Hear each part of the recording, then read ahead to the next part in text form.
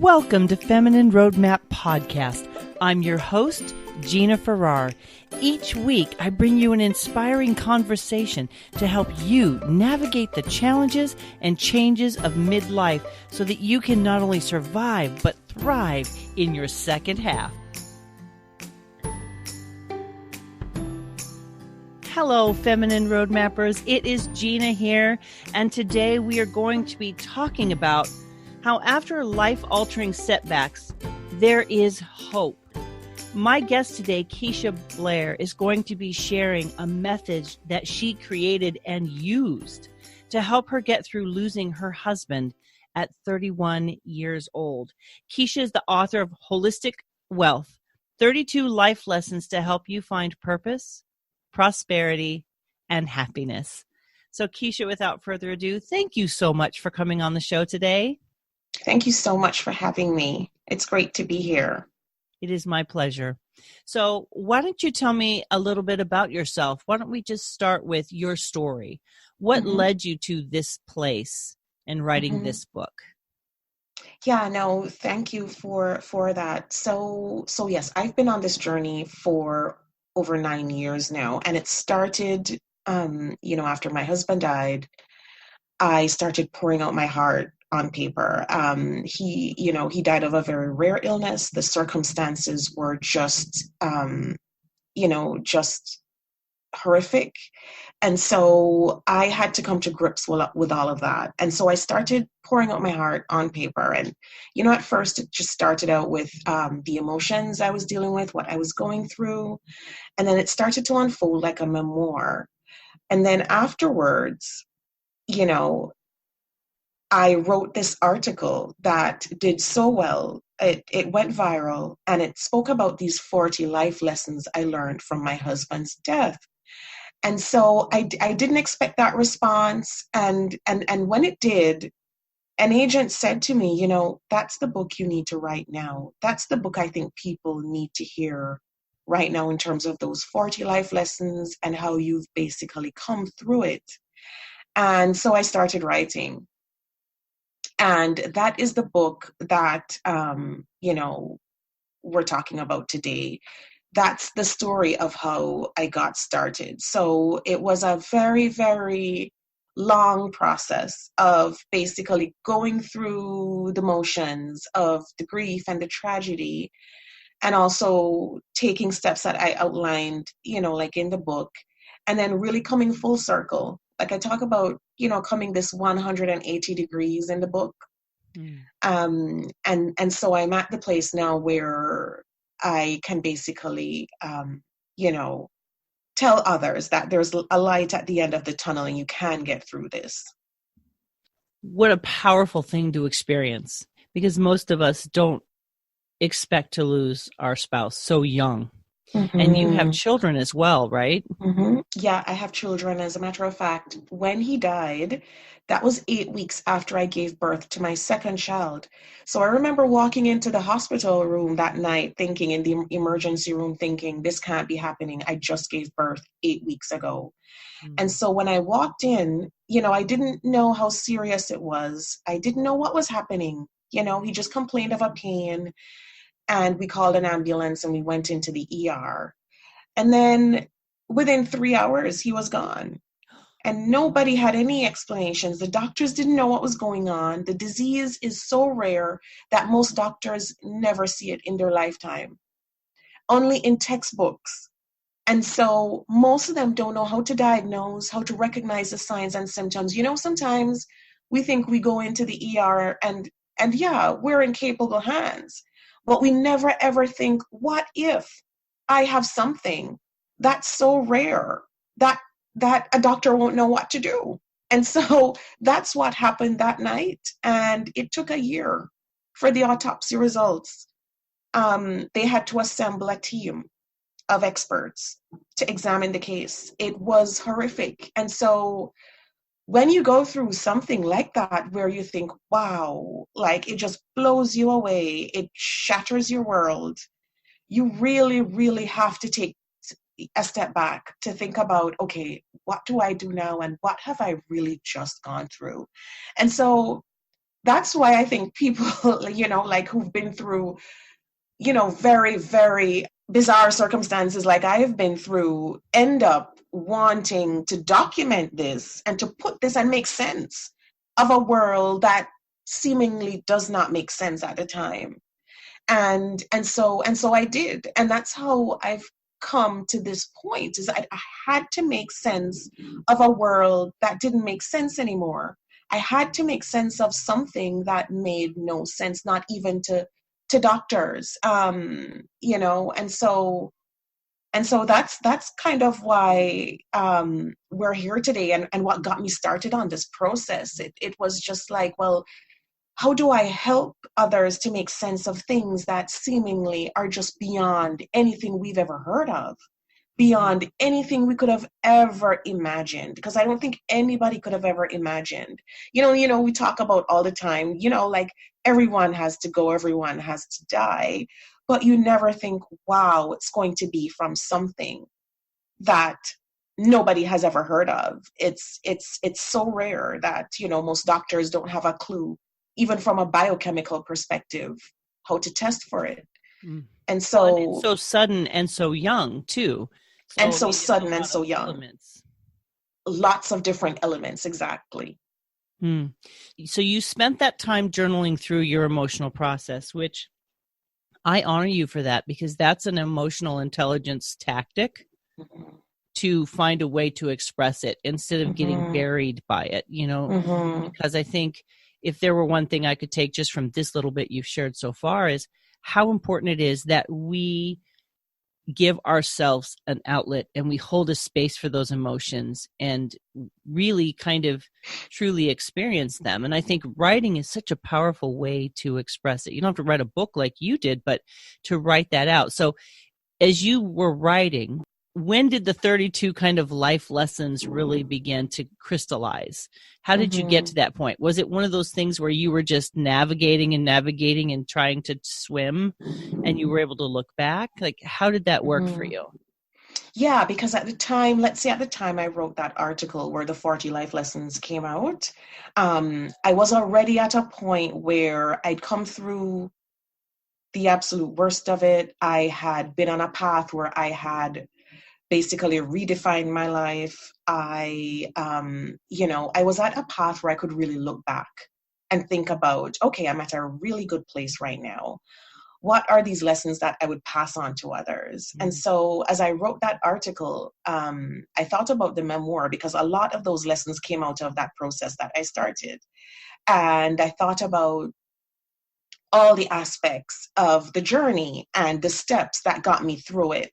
And those are the steps that are documented in that, in that were documented in that article. And now in this book, we've narrowed down the 40 to 32. And those are the steps that are documented, and it's every step of the way. And when people read the book, they'll see it really flows from a story, and it really flows from the beginning to the end and the steps. And so it's a natural flow, and you see how I got to the point of, okay, this is how I'm redefining my life on my terms, and this is how I think, in terms of a success framework, how we can do that even in the midst of going through these types of tragedies and setbacks is, well, yeah, this is a natural way of finding our purpose even in the midst of those things.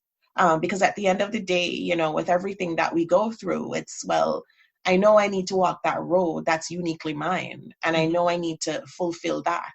And how do I still do that with what I've been through? And so those are the 32 life lessons. So how much time passed from the time that you lost your husband to that viral article of the 40, because it started out at 40? How much time was that? That was like 8 years, or almost 8 years. Okay, so the reason I asked that question is I'm thinking the process, I'm sure, is different for each person, the way that we Mm-hmm. deal with our emotions and the kind of Mm-hmm. support that a person has. So Mm-hmm. how was that 8 years for you in terms of support? What did it look like for you, Mm-hmm. relationship wise? Were you close to family? Were you by yourself? Like, how did you navigate that in community with other people? Mm-hmm. Yeah, so the 8 years, it seems like a long time, and it is. And at that by that point, my life had changed substantially. I was remarried, had another child. So like it really had come already, almost full circle. But like in the beginning, lots of support to get through it, and from family and from friends. I had young kids, and so I needed that to be able to go back to work and to have a life. And so you'll see in the book that I talk about taking time to renew and refresh. I took a sabbatical. That's what I did. And that really helped me to put things into perspective, because I took an unpaid year from work, and I could kind of think about what I wanted to do, how I wanted to move forward. Think about what I wanted for my family, my two kids. At the time, I had two sons, and kind of how I was going to make that work. And that time was invaluable to me, and you'll see it in the book. Just really invaluable in terms of not only healing and recovering from the trauma, because there are so many physical aspects to grief that, people don't talk about, like the insomnia, and, people have, like tummy troubles and various physical side effects. And so even just to get myself on a path to eating right and to exercising, and so all of that forms part of the book, because I had to take the time to almost heal physically and emotionally, and spiritually as well. Like I really had to take the time to get myself back on track, to feel, like me again, and to see how I would move forward. So that time was a very important time, and it took a while. It takes time for us to move through. Like some people will, live in a different house. Like people have to make life-changing decisions when these things happen. Like, let's face it, like some people will have to move to a new town to adjust. Some people have to sell their home. Some people have to do various things because now your life has been upended. It's not just like it's not something simple. It requires so much tremendous change that it means taking the time to really figure out what the next steps are going to be, and how do I heal from this, and how do I get myself back on track again. Mm-hmm. So when you were working through that process, and you had your two children, you took a sabbatical from work, you were journaling through all of this part of the journey, correct? The journaling was starting after your husband died. Yes. Pretty quickly. Okay. At what point did you realize that there was a process you were using, in your ability to cope? And in what role did other people play, like your ability to be supported and ask for support? Mm-hmm. Yeah. So in terms of, at what point I felt like I was really outlining our process, that was so long afterwards. I had no clue what I was doing. Consciously, I was just like, yeah, I have to make a change, and I need to take time. And everybody said, don't do it, don't do it. Like, like you're taking 1 year. And so it really didn't seem at the time like a good idea to many people. Like so many things didn't seem like a good idea. Everybody was just like, oh no, what will happen if this and that? And so you'll see in the book when I talk about chapter 2, when I feel like sometimes, we know in our heart, and I talk about intuition too in the book, we know in our heart what we need because of what we've been through. And sometimes, people mean good, and sometimes, they think they know, but because of what we've experienced, I think we have this sixth sense to know what we need. And so I didn't really know I was even starting a process for anything. I just knew that my world had gone flat, and I needed to get out from where I was, from the city, and just, try to make sense of it all. And so the point I kind of figured was long after, it was long after I was like, wow, like all of this meant so much because of the fact that I was able to do X, Y, and Z. And because of that, I was able to gain strength from within. And when I talk about the motivation from within in the book, this is what I'm talking about. It means getting strength from the inside. And so I had to do that in order to move forward. And so many people, that came into my life at different points really enriched it in so many different ways. And you'll see in the book, I talk about relationships. It's an entire section because I feel like our relationships are part of our holistic wealth. Mm-hmm. And I say that in the book because this is what became evident to me was that, our relationships are so multifaceted and people make an impact on us in so many different ways we're not even really consciously thinking about until we have time to really sit back. Like, I'll give you an example from the book. When I was on sabbatical, I met so many powerful women who were living in their purpose, doing what they love to do, and were really achieving, in their different fields. And it was only on that sabbatical that I looked at these women. I was like, wow, look at these women walking in their purpose, doing what they want to do. They don't fit the traditional mold, but they're doing well at it. And they impacted my life just by doing that. And so there are different ways in terms of how our relationships impact our world. Mm. And, when I came back from that sabbatical, that was one of the, the key lessons in terms of our relationships. And that forms a big part of the book and even the article that I wrote. And so, yeah. So I didn't know that this was going to end up being a framework for holistic wealth. And, it was my editor who looked at the manuscript and she was like, oh my gosh, this is holistic wealth. This is exactly what I'm seeing from your experience. And I thought, wow, like if I can help others with this kind of framework, then I think that's a kind of a system for us being able to gain resilience and resourcefulness in these times of difficulty. As you were talking, you said at the time you had no idea, you were just trying to figure things out. And I think that's such a common experience. It is so true that as we experience things and we navigate them, I don't know that we always understand the value of what we're learning. And I think it's so great that someone looked at what you were learning and said, oh my gosh, this is something that would benefit other people.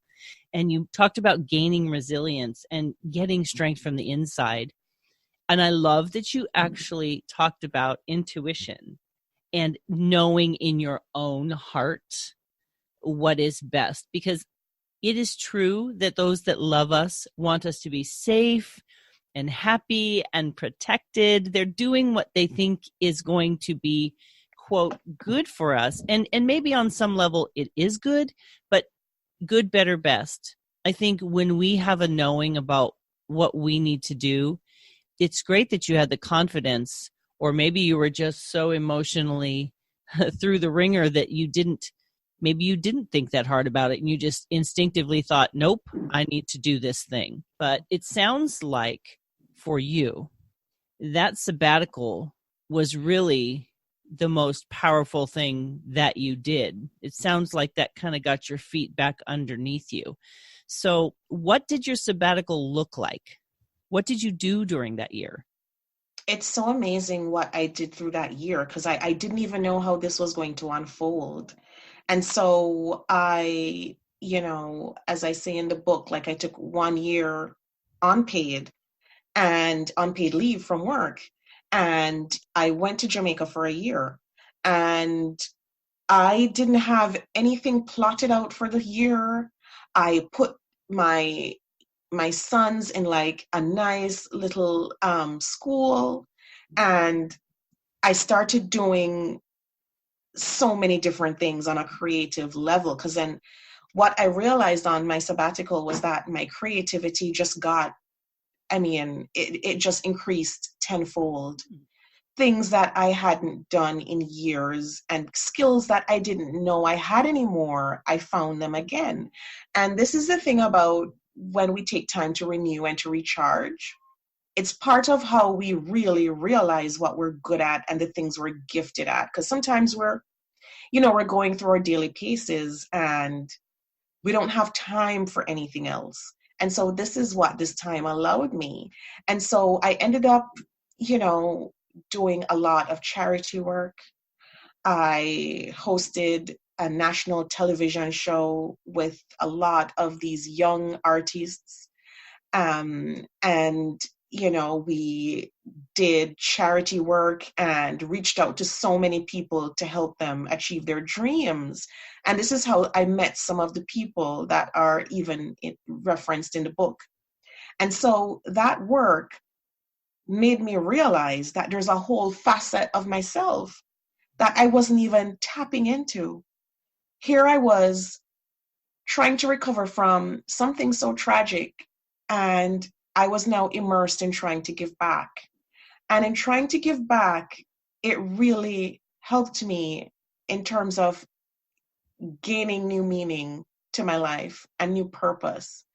And I realized that I had so many skills that had laid dormant and so many things I could do to help humanity, to help people. And that's what I did. And the book goes into much further details about what that looked like and how it unfolded.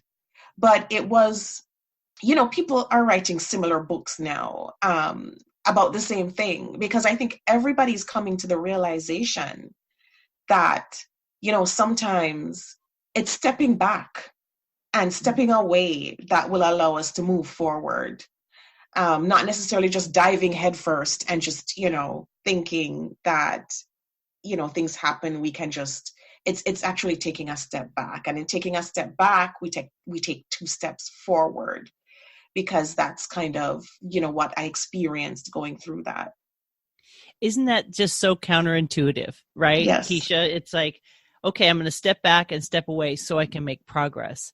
But what I'm hearing you say is what the stepping back was, it wasn't like you laid on the sofa and had bonbons, right? It wasn't No. like a disconnection stepping back. Exactly.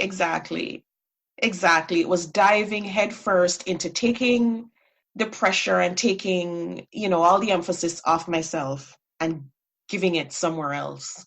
And I feel like, and this is why I talk about in the book, I have one whole chapter on this. This is why I feel like giving and giving to others, we receive so much back, because not only are we, channeling our energies towards something good and much more bolder and bigger than ourselves and what we're going through, but we pick up so much from that we can use in our own lives. And so that was a tremendous experience for me.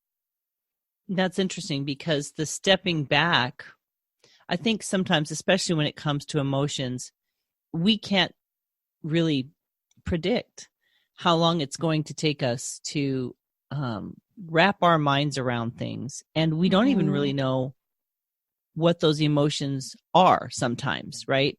I mean, shock had to be your first experience, right? And I think that's where the sabbatical was so genius, because I had interviewed a woman, and she just dug in. That was her way of coping, was to dig in and get to work. Her husband was murdered in front of her.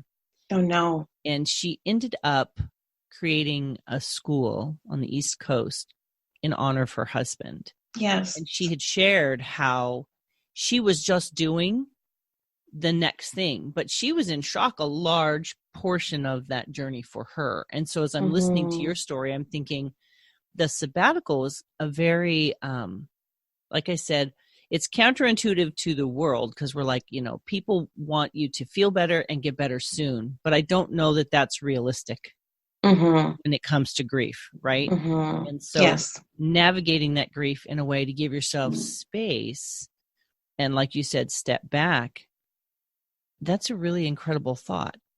Is I'm processing it and thinking, wow, because pressure in life I mean, just you and I living life right now and having this conversation, we're on a time constraint. We have things to do and places to Yeah. go, and you don't have time to Yeah. think and process and feel.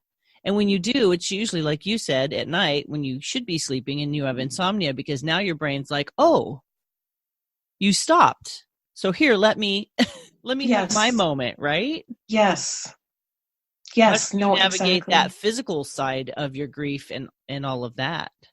Yeah, well, that's where the sabbatical came in even more handy because here I was in a different cultural context, eating more organic, wholesome food, going to the beach on weekends, spending more time in nature, in the sun, and in a tropical paradise. And so that part of it was extremely important for me because then even my eating habits drastically changed. Like I was able to, the place where I stayed was on like a quarter acre of just fruit trees and all these lovely things that you could just pick and eat and cook. And so it was vastly different. But it was almost like it was there to ensure my survival and it was there to ensure my healing. And so I talk about that in the book a lot too, because the physical aspect is so important. It takes a while to nurture the body back to full health after something like that. And it's very important. It's one of the things that doesn't get talked about a lot with grief, I find. Mm-hmm. We talk more about the emotional side, not the physical side. And the physical side is so important. And that's how the sabbatical helped me too, is that I was able to eat healthier, exercise more. And I mean, this is something that we all can do. We don't necessarily have to take a sabbatical to do that. But at least once people are in the zone of reading the book and realizing that here are things that I can do. And in the book, I talk about having an intentionally designed life because this is something that became evident to me on sabbatical. It was just like, wow, I really, even though I wasn't consciously knowing what I was doing, I stepped out in a way that allowed me to heal physically, mentally, and emotionally. And going to the places that I did and eating the type of food that I did and interacting with people that, I had a chance to interact with really helped me on that process. You talk about healing physically. And one of the things that I guess you would say I'm a big promoter of is that whole idea of alignment, with our mind, body, and spirit, and not in a woo-woo way, but scientifically understanding that our mind has so much power over our body and the thoughts that we think and the things that we allow to have dominion in our Mm-hmm. mind. It Mm-hmm. impacts our emotional, physical, and spiritual well-being. And so the body responds to the brain's impulses. And if we are stuck in grief, and grief is a process, like you have to move through and actually experience each one of those levels of grief. Mm-hmm. And Mm-hmm. everybody moves differently. And sometimes, wouldn't you agree, you move back and forth? Sometimes you Mm-hmm. get a little stuck there. Mm-hmm. But our bodies store memories, they store emotions. You get tension in your neck, you get pains in your stomach because your stomach is your second gut. And so I 150% agree that, mindset definitely sets you up for success or difficulty or failure. But Mm-hmm. we have to remember that there's three things happening. We're an emotional, physical, and spiritual person. And Mm-hmm. how we make sure that we're nurturing each of those parts of our being so that we can, like you said earlier, gain resiliency. Mm-hmm. Because for some people, I think it's easy to do what you said and just you kind of push, right? You're Mm-hmm. just like, I'm just going to push forward. But I think what I hear you saying is when we do that, we're kind of denying the full physical and emotional experience of grief. And Mm-hmm. if you can't take a year sabbatical, maybe that intentional created time, right? Where Mm-hmm. you can. And tell me a little bit about, because I'm really curious about that creativity piece. What was it that you discovered about yourself through that grieving process that you really realized, hey, this is Keisha too? Where did this part of Keisha go, and how did you bring that back? Yeah, in the book I mentioned how as a child I loved the arts. I loved drama and dance and theater, and that's something that I did all the way up to university. And I had forgotten that part because you get a job, you start working, you have kids, you get married. You're not thinking about the arts. You're thinking about getting through the rat race and getting home to do homework with the kids.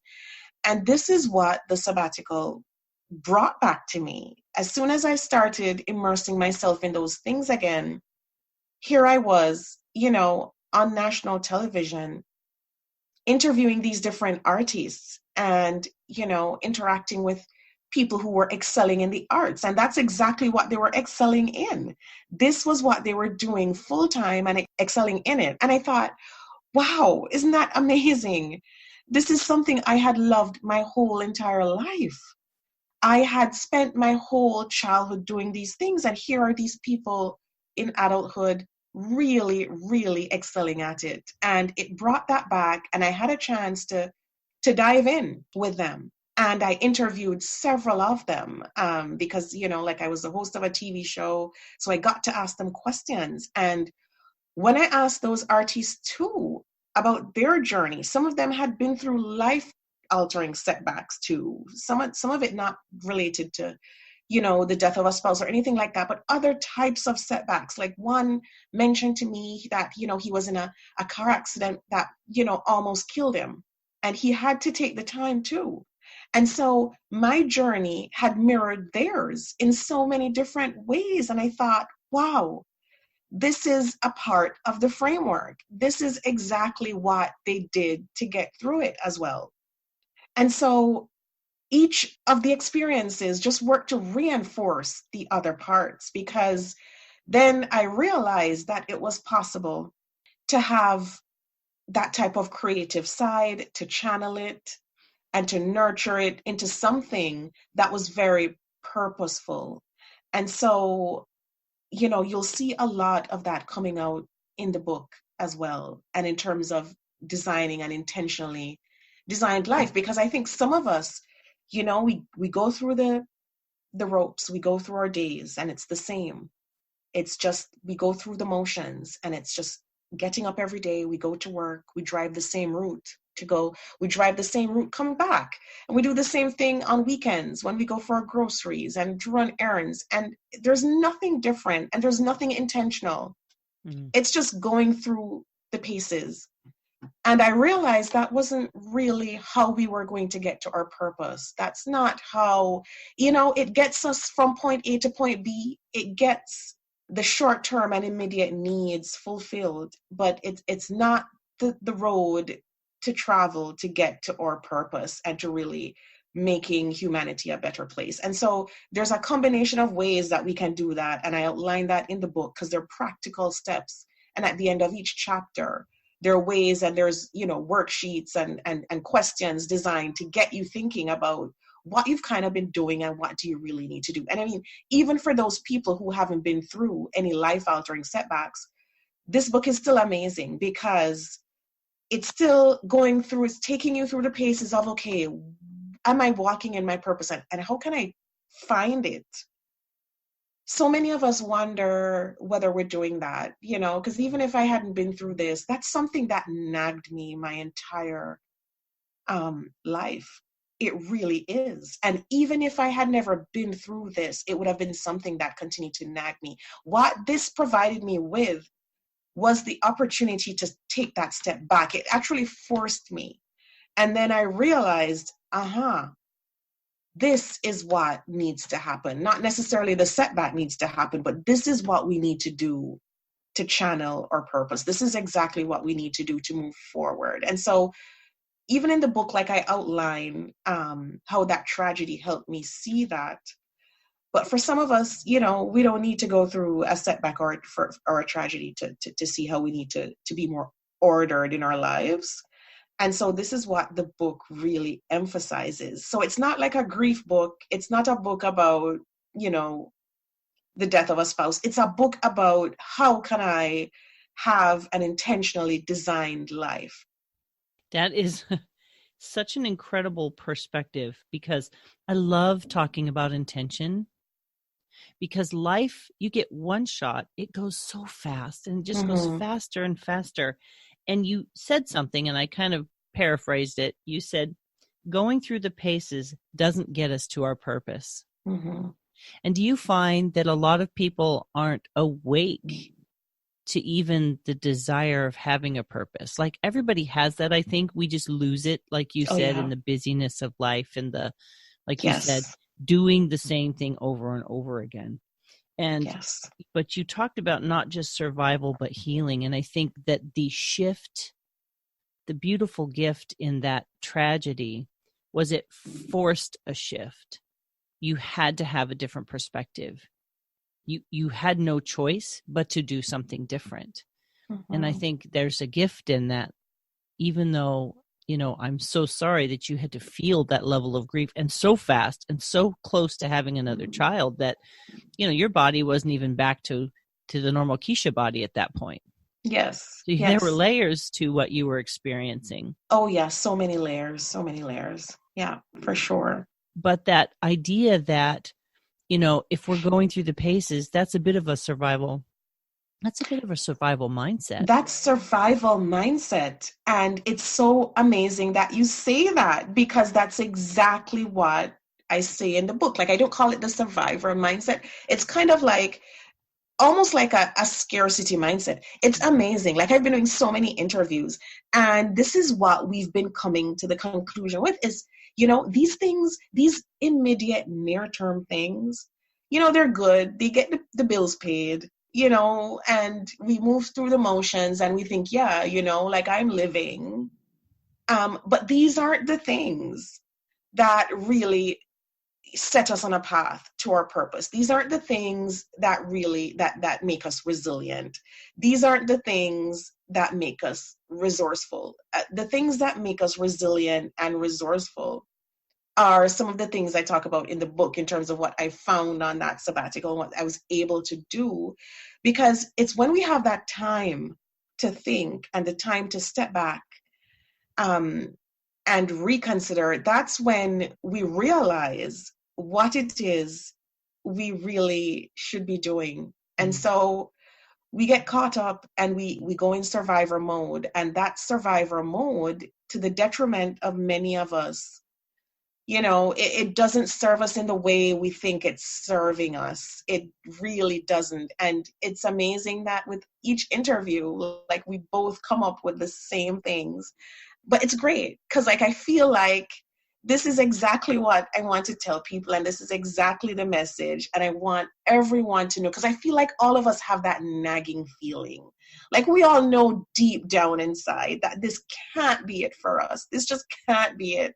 And I know we know that there's something better and greater for each one of us, something that we really just need to grab hold of and just take charge in our own lives and claim it. And so this is exactly what I want us to be able to do after reading that book and really sinking our teeth into, because I think this is so personal, for each person, and it's so unique, and I talk about in the book the story of self, because it's grounded in our story of self, in our experiences, who we are, our values, what we want from life, what we want our mission to be. And so when we have a chance to think about that, to chew through that, then I think it puts us on a path to thinking about how to implement that in our lives. So yeah, that's exactly it. It's one of those things where when we are stuck in survival mode, we really have almost like a blindness to purpose and a Yeah. blindness to mission. It Yeah. makes it almost impossible to see it because I Yeah. have to do this. I have to do that. Exactly. And I Yes. fight that myself. It's like I do have to do certain things. There are tasks in my life that I have the unique responsibility to take care of, and it's a season, but it doesn't take up 24 hours of my day. And so I get to choose how I perceive these tasks and what I do with the rest of my time. And recently, Keisha, this is really interesting. I love art myself, Mm-hmm. but I've always wanted to paint. But I put Mm-hmm. this like expectation there of it looking amazing right off the top, and clearly that's not how it works. But we get in this performance driven, outcome driven world that we live in, and Mm-hmm. we don't leave space for the mess that it Yes. takes to get where we Yes. need to go. We're constantly trying Yes. to clean up the mess, but not necessarily process the mess. And so what I'm hearing in your message is, I use this analogy all the time, but how do you dance with the mess? Don't just try to stuff it. Don't just try to get rid of Mm-hmm. it. But the process that you went through was through, right? Yes. The answer was through it, not avoiding it, Exactly. not stuffing it or whatever. Exactly. And you're right. It's getting through the mess and sorting through it and not abandoning it. I totally agree with you when you say that, sometimes we start something, it gets messy and we think, yeah, maybe that's not it. But that's something that we need to continue working through, because a lot of us, like we give up on something when it doesn't seem to be going our way. And it doesn't necessarily mean that it wasn't meant to be, or that, it was never going to be successful, or it was never going to be good. It just means that, just like everything else in life, the path isn't straightforward. And so you're right. It's going through it, not avoiding it, and seeing where it leads us, which is what I did head first, and came out of it with this framework, and with my thoughts so well put together, and with everything so clear to me, that I kid you not, like, if I had not done that, we wouldn't be here having this conversation. Like, it just would never materialize the way it did, because I had to take that step back to make sense of it. And I'm kind of like a systems person. Like, I like to put everything into like a big perspective, like a systems wide thing. And that's what I did with this. And I think it's so powerful because it can help so many people going through what they're going through. But if I didn't take the steps that I did, it wouldn't have been anything like this. I think I would have been able to, probably say, yeah, you'll go through your grief and but my message wouldn't be anywhere as powerful, anywhere as coherent, anywhere as organized and impactful, if I hadn't taken the time. And that's so interesting. Again, I keep using the word counterintuitive, but that feels counterintuitive, doesn't it? It To does. to really stop instead of pick up yourself by your bootstraps and push on, just make it happen. Yeah. But Yeah. the thing I'm hearing you say, and I think is true, is that we have to give ourselves space. And I think it's good self-care to hold that space for ourselves. Because I think when you're going through grief, it's some people will hang with you, but most people can't, because they're going back to their version of life and they don't Mm-hmm. have the capacity, or maybe they're not supposed to have the capacity to hold that space for you. Those who Mm-hmm. do, it's a beautiful gift. But at the end of the day, it's you and your grief and your process, and how are you going to get to a place where your life is healthy and whole, right? So that you can live a life that feels worthy. And may I say, I'm sure that having the loss of a husband so suddenly, so early in life, right after the birth of a child, that has to be one of those life altering experiences that just snaps you into like, holy cow, Mm-hmm. life isn't a guarantee. What No, am I going to do exactly. with it? Exactly. And it's you're at that point where you're wondering, what do I do now with two young babies? Because I had a 3-year-old and an 8-week-old. I really had to take a step back. I mean, when you think about it on a practical level, there's daycare, there's work, there's everything with burying a husband, and in the midst of that, two babies. So when you think about it, there's not a lot of wiggle room there when that happens to you when you're so young and you're at the stage where you're just starting a family and you haven't gone through the stage where your kids are in university yet, or they're off by themselves as adults. You still need to figure out daycare. You still need to figure out how you'll pick them up from school. I mean, there's a lot of practical things here that will require some form of serious accommodations, to get through the next couple of days. I mean, even for me, just getting through the funeral with two young babies was it was huge. And then I had to figure out, okay, like I have a day job. How am I going to do this on a practical level? And like it's so different for each of us depending on where we are in our life stage and what our family life looks like and the type of jobs we have. But that for me, like I really, I was really forced to think about, okay, how do I make this work?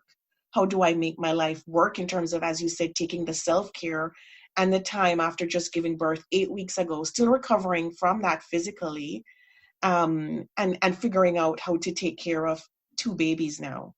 So self-care became huge for me because I just, like I didn't have a choice. I had to take a step back to do that. And so, it really, really depends on where we are, what stage, and sometimes life forces you to make the decisions that you have to make because it just can't work the way it used to work. There's just not enough support, not enough for it to work that way. And so, and so you make the best decisions you can at the time. But I feel like that decision for self-care, for, taking the time to really think about how to push forward instead of just going headfirst is something that I would recommend for sure. Meaning stepping back and holding space, finding a bubble of a bubble of just be, yes, instead of filling that bubble full of things you must do. Yes, exactly. So you said make the best decisions you can at the time. So it sounds like there's a lot of self-compassion and permission that you would have to give yourself. Exactly. And you'll see that in the book. I have a whole chapter on not comparing yourself to others. I had to give myself full permission. And I had to say, okay, now listen, like you cannot even go there because now you're a single mom with two babies and everyone has their kids in, several different extracurricular activities, but know that you might not be able to do that right now. You might be able to do it at another time to that full extent, but not right now. And in not doing that, not compare yourself and not feel inadequate and not feel like your kids are going to suffer for it and not feel like you are going to face some permanent setback, because that's the other type of mindset that we're going to need to get us through this. Is like, just remember, this is temporary. And even though when you're going through it, it may seem like it has defined you, it doesn't have to. It will get better and it will change, and there will be, like a light at the end of the tunnel. Like it just give yourself that permission, give yourself that space to just be like, you know what, like I won't be able to do this now. And I'd have a chapter on saying no. I won't be able to do this now, and I can't say yes to a lot of things right now. But that's okay, because that's a part of holistic wealth, is being able to say, you know what, this is what I want. These are the things I can say yes to, and these are the things I can say no to, and I have to say no in order to prioritize something else. And so that's an important part of it as well. So as you're talking about holistic wealth and saying yes and no, I'm thinking in terms of the word picture of banking. We're making deposits and withdrawals with every yes and no that we give, right? Exactly. So part of your process, and grief is, it ebbs and flows, I'm sure. And I think there may have been, when the yes came, potentially you were in a different place than you are right now, and maybe that yes needs to change to a no, and that permission to have people around you understand. Yes, it's not an integrity issue, because I always look at things from an integrity standpoint, but sometimes there's just a humanity that's happening, and we have to be so aware and try to be so aware of where we really are at and what really is the best thing. Is it to go do the thing, whatever it is? Or is it to, nope, I need a cup of tea and a candle, or I need a bubble bath, or I need a massage, or what is it that we need to make sure that we're not spinning out of balance somewhere? And we're Yes, never 100% exactly. in balance, right?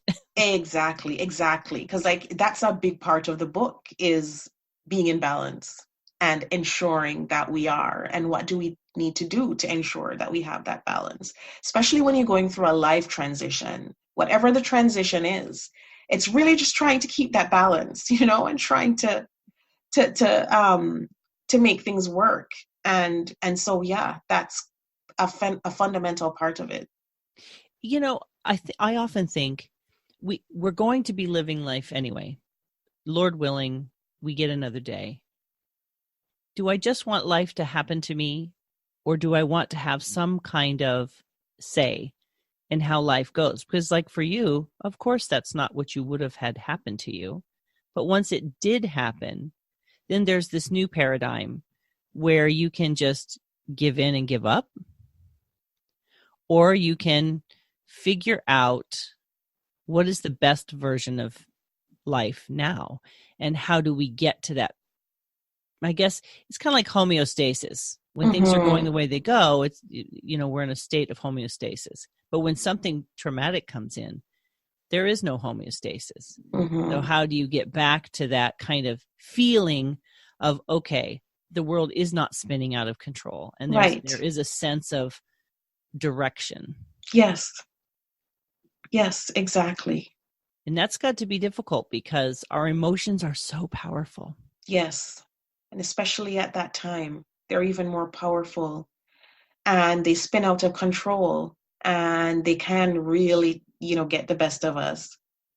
And that's something I talk about in the book too. And sometimes there's negative messages piled on top of that, right? And Yes. so many different messages coming at us from different angles, and trying to sort through those and figure out for ourselves which ones we're going to take and which ones we're going to just discard as like, yeah, that's not helping me right now. Mm-hmm. That's not going to serve my purpose. That's not going to allow me to live a holistically wealthy lifestyle. And I talk about that. Some of them are toxic relationships. Some of them are like just so much, so much. And so part of that is learning to sift through all of that, Mm-hmm. and taking the best of what we can for ourselves and absorbing those and releasing the negative messages, wherever they're coming from, but just releasing that and not making that our script. Because then if we make that our script, Mm. then there's more harm than good. And I talk about that a bit too, but that's an important part for sure. Yeah, who's writing your script? And we really, Exactly. really need to be thinking about that even without the traumatic experience. But Exactly. we have actually almost come to the end of our hour. And of course, we have one more thing. We've talked about a lot of things, and I want to thank you so much for sharing your journey. It's a powerful message, and you bring such joy and light with it, and I really appreciate that. Thank you. That means a lot. So since we've talked about so much and you've shared a lot about your experience and your perspective on it and what you've done, what 3 things could someone take? Like if you could give them 3 things, just start here or use these 3 things, these ideas or these tools, what would those be? Yeah, so I would say start by, taking a step back and, really assessing where you are, where you want to go. And in doing so, I would say think about your mission and values in life, and what you want that to look like. And so if, somebody was a spectator at, or if you were a spectator at your own funeral, what would you want the key themes to be? What would you want people to be saying about you? And I would start from that in terms of deciding, what do I want going forward? What do I want my mission to be? And then afterwards, I would look about implementing that and thinking about goals with wisdom. There's a chapter in the book called Goals with Wisdom. And I state it that way because no matter what roadblocks come, if you can think about your goals and design them in a way where, you've built them with detours up ahead in terms of planning, then you'll be on a solid footing. But those are the three things I would say, because, that mission, that's what differentiates us in life. And it's all based on who we are and our uniqueness. And we can claim that for ourselves. So we don't need to compare ourselves to anybody or think we need to do what anybody else is doing. We can rest assured and be confident that this is mine. This is my unique road, and this is how I want to design it. And because holistic wealth is about having an intentionally designed life. And in doing so, you're on your way to designing something that's uniquely yours. And so those are the three things I would leave with today in terms of, people stepping forward in life and really claiming what they want and really living how they want to live. Wonderful. Well, I want to thank you so much, Keisha, for saying yes and for sharing your story with my tribe today. Thank you so much for having me. It was great being here. Thank you. It's my pleasure to host you and to help amplify your story, because I think the message of living an intentionally designed life is such a powerful way to bring purpose to what we do from day to day. Yeah, no, thank you so much. That's absolutely correct. And I'm so happy that we had this conversation. It really felt like, just talking through and coming to our own very good conclusions was just amazing. So thank you. My pleasure. Today I have been talking with Keisha Blair. She is the author of Holistic Wealth, 32 Life Lessons to help you find purpose, prosperity, and happiness. And if you head over to www.feminineroadmap.com/episode 133, I will have links to Keisha and her book, which I highly encourage you to look into. And while you're on my website, please leave your name and email address and join my tribe so you don't miss any of these life-giving conversations. And like Keisha said, life-altering setbacks do not have to become your story. There is hope. So take the time to really think about an intentionally designed life. Step back a little. See what it is that you wish you were doing, that you've forgotten about, that you love doing. Just add a little bit of that into your life and see the amazing amount of change that will come when you reconnect with who you are. Don't abandon the mess, my friends. Giving up isn't the only option. Lean in.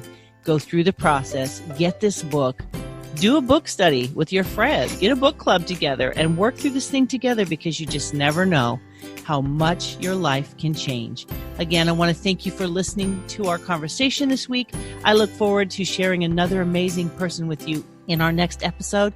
Thank you again, my friends. Have a wonderful day. Take care. Bye-bye.